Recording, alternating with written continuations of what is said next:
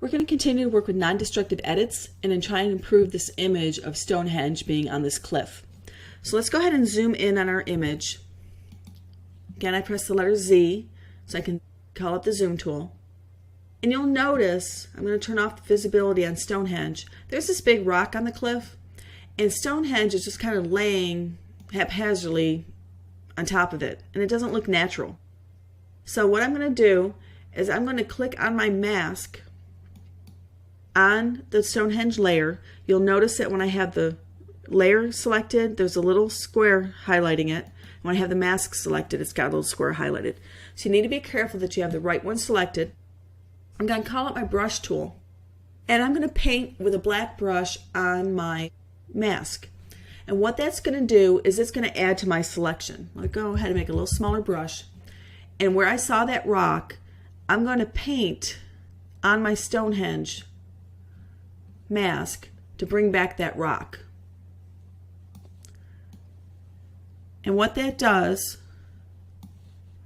is it now makes Stonehenge look like it's actually embedded in the rock, and it's behind that one rock that was quite large.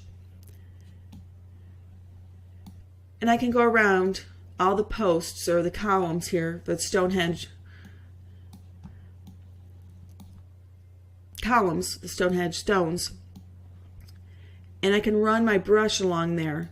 With the black brush again, I'm hiding parts of my image.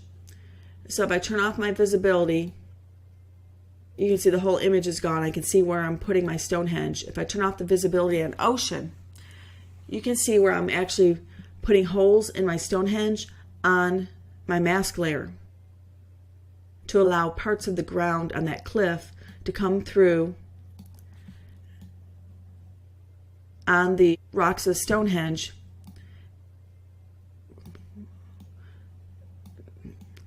to make it look more real. So again, I'm going to just click and drag. So I'm working with a black brush right now. And basically, masks work with black and white, or shades there in between. So if I were to change this to a white brush by clicking my swap tool or pressing the letter X on my keyboard, I could click and bring back the Stonehenge.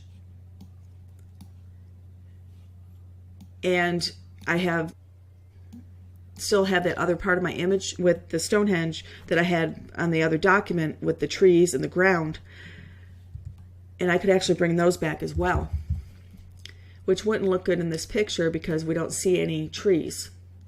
So again, black and white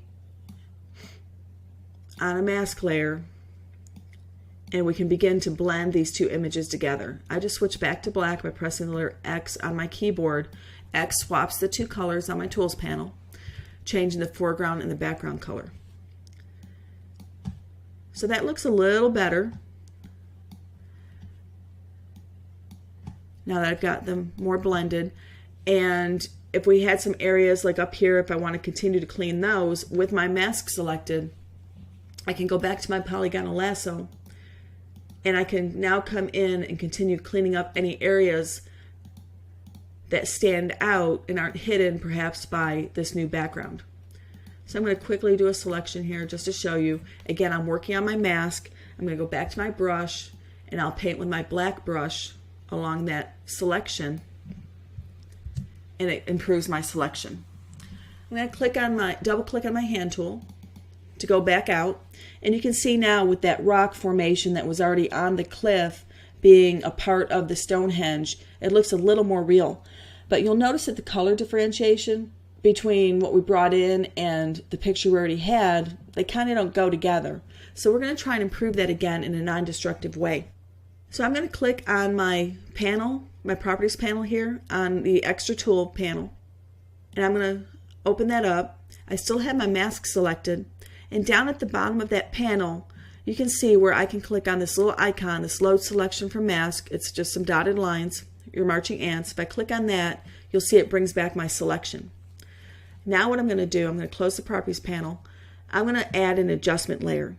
Because of that selection, remember, anything that's selected is what will then have the next thing I do apply to it. It won't affect any other part of the image, just the selected region. on my adjustment panel, I'm going to click on the hue saturation icon here. When I click on that, it now becomes a part of my properties panel. You'll see I now have a mask option and a properties option, so I can see what's happening on my layers.